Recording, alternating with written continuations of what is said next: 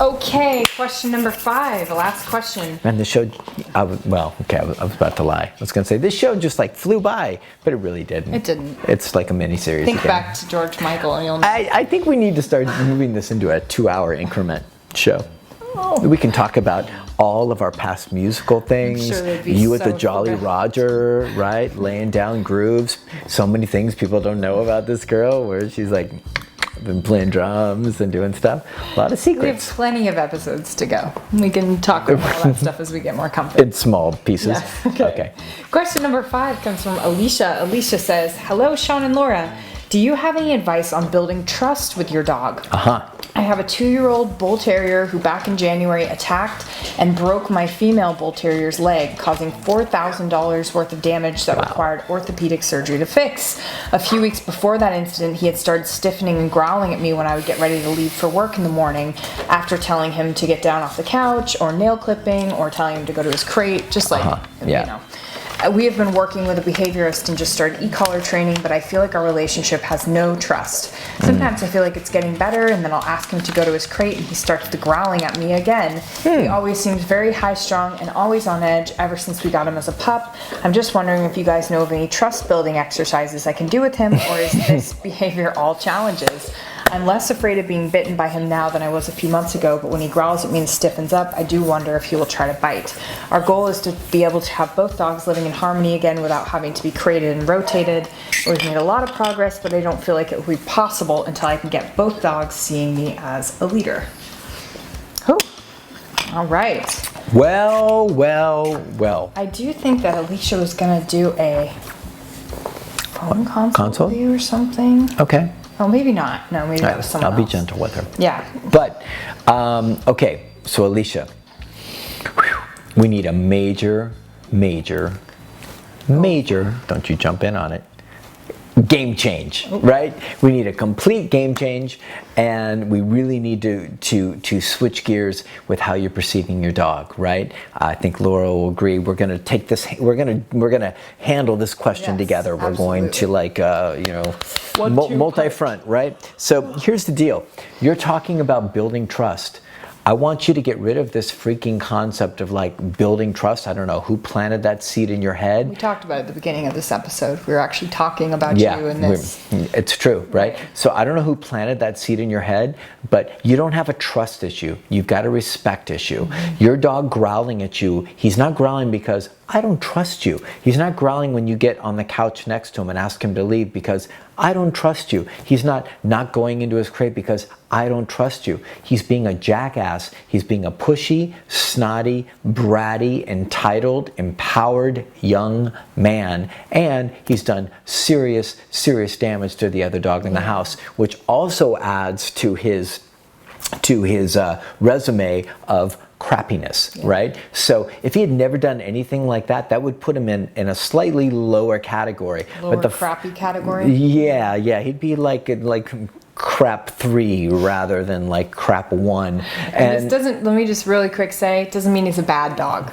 We've had dogs that are like way worse than this ourselves, and they've turned out to be great. So when we say crappy, we don't mean like overall forever. I don't know. He may be a crappy dog. I'm sorry to disagree.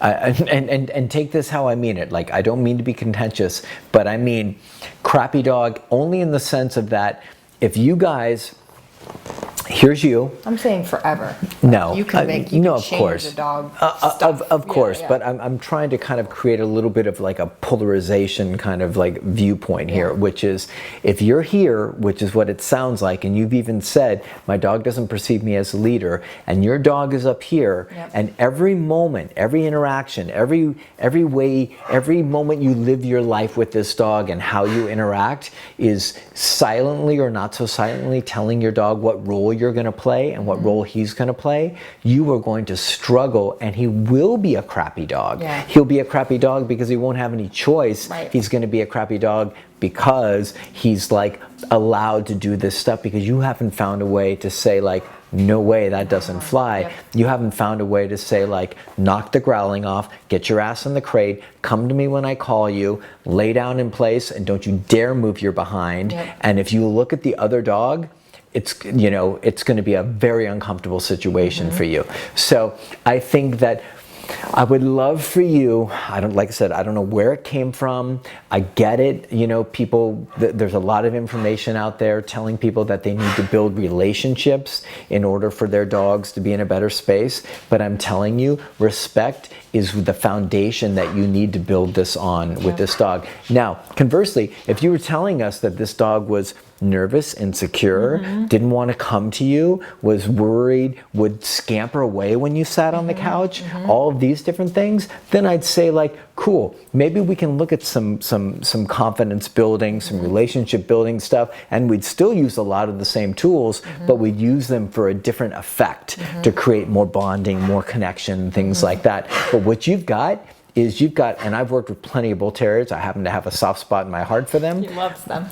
I do love them, but boy, can they be challenging, bullheaded, strong-willed. I mean, they were built to fight other dogs. They were built to do all sorts of like heavy-duty stuff with strong-minded, with a strong-minded approach, right? So I've got a whole program that I want to jump in with, and I'm going to get into with you, but I want to know if Laura has anything to say before I jump into the actual mechanics of what I want you to do. Yeah, I mean, I was just going to say it sounds like our typical case of such a weird analogy, but we kind of put it to the analogy of like the needy girlfriend or boyfriend, and then whoever the boyfriend or girlfriend is like, you know what, you're annoying me because you're so like needy. The fact that your dog has put holes in your other dog or broken her leg and is growling at you like for such asinine stuff, you going to work, you asking him off the bed, you trimming his nails, he's being a total dick, if I may say so. Yeah, you may. And you're literally going, how can I build trust with him? That's literally like what we're saying at the start, and I'm not mocking you. Will you bleep this out? The trust.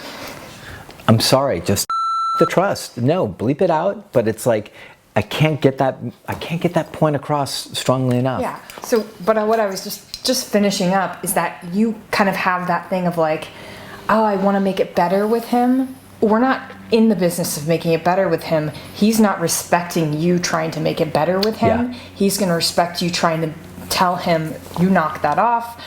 There's going to be some different rules, new sheriff in town. That's when you start really creating a relationship that you're after. And I don't mean to like, I'm not mocking you. I'm not saying like you're like soft or whatever. Yeah. But there is an element of what we see that comes in a lot, which is this thing of like, how can I like do better for him? It's like if you're like the needy girlfriend or boyfriend, trying too hard. Yeah. So anyway, running. Go. Yeah. So, how to build trust with a snotty bull terrier is the title, right? So you don't need to focus on trust building. You need to focus on respect building. Your dog sees himself in a more powerful, entitled position. You have to change that. Your dog should be fully e-collar trained, walk in a perfect heel, have zero free roaming, sleep in his crate, be in his crate when you leave, and I know you said something about him not going in his crate, so I know you're using crating, which is awesome. He needs to have a perfect recall, which means when I call you, you get your ass over here, and I mean like now. He needs to have a perfect place command, which means no matter what bombs are falling, other dogs walking around, you going to the door, doesn't matter. He does not budge, right? That place command and that recall is like kind of like the foundation of all your great stuff. He also knows how to down while on place, right? A lot of these little guys, they'll be like, I'll sit on place, but I won't lay down. Really? No, you will lay down. And so making sure that you get that recall, that place, and that down for the interior work, and then getting that recall for the exterior work is pivotal for you getting what you want. Your dog should be locked in place or working 100% of the time, right? I'm giving you hardcore program. If you came to see us right now and you're like, here's my dog, what do I do? This is what I would be telling you. This is what Laura would be telling you. This is what we would be telling you to help you get to the next level, right? So your dog needs to be locked in place and working 100% of the time. Zero furniture or personal access to your space, zero affection, and e-collar corrections for any snot snotty, pushy, or growling moments towards anybody in your house. And what I want you to get is that all these moments of saying, be in the crate, walk like this, come to me when I call you, go to place, lay down, don't growl, don't move, all of this kind of like passive control of your dog is what changes the perception in your dog's mind of who's running the show, right? So without having to like go and like beat him with a stick, you go in and you say like, here are the new rules of this house. And that's why I recommended e-collar, because it's incredibly hard to do this with a really strong-willed dog with just like leash and prong or something, and you certainly won't get it with treats.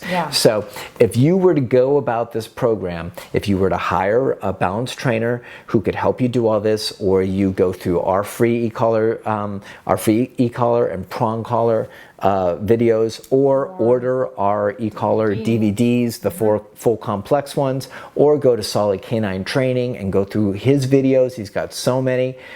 If you do that work and you're committed, because it always comes back down to this, if you do this work, if you're committed, if you really care and you're down to do it, you can turn this around. But if you're soft, if you're unsure, if you're like, man, that sounds like a lot of work, man, I really don't want him to be sad, man, like I don't want him to not have freedom in the house, you're stuck, you're screwed, and you're gonna continue to get this stuff, and the stuff you didn't want, which was crate and rotate, you will absolutely have crate and rotate. The rest of your life. Why? Because if a dog is in that state of mind, he's gonna lay down rules for everybody in the house. He's already doing it for you, right?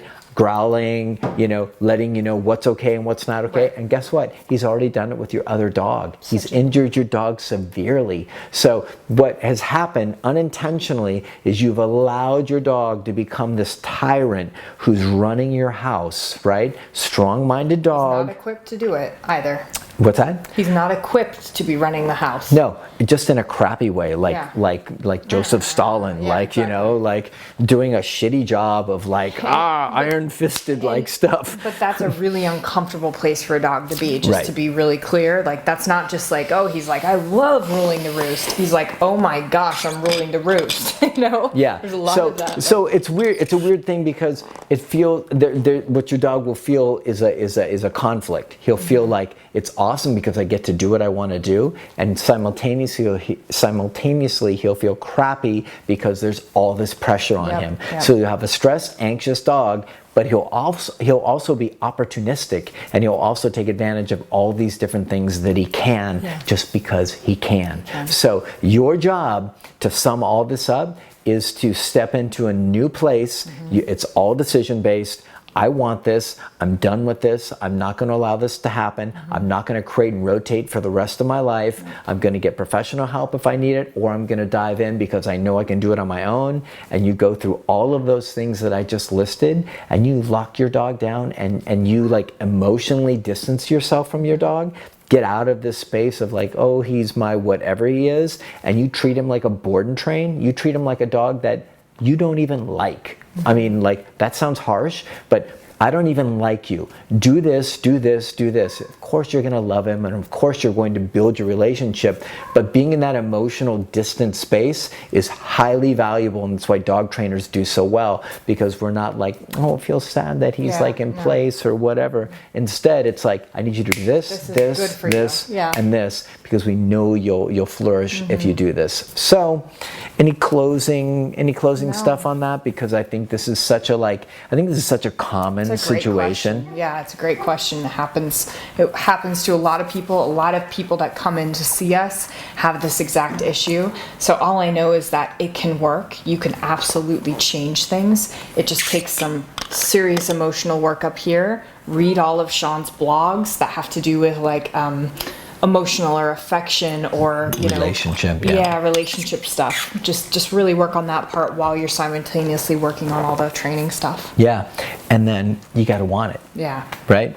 Anybody that's come in here that's done well has kicked ass because they've wanted it and they've done the work. So if you're just like, this is just what it is, and you're not willing to do the work, you will be guaranteed to have exactly what you got, except worse as it goes down the path. So hate to lay the heavy stuff on you, but we want you to be successful. That'll be great. So if you need any more help, email us thegooddog.la@gmail.com, and we'll do our best to try and help coach. You can always email, anyone can email us, but if you're looking for advice through email on heavy stuff like this, we can't do it. So you can book a phone consultation, or we can help find you someone in the area. We have some referrals on our website to check out.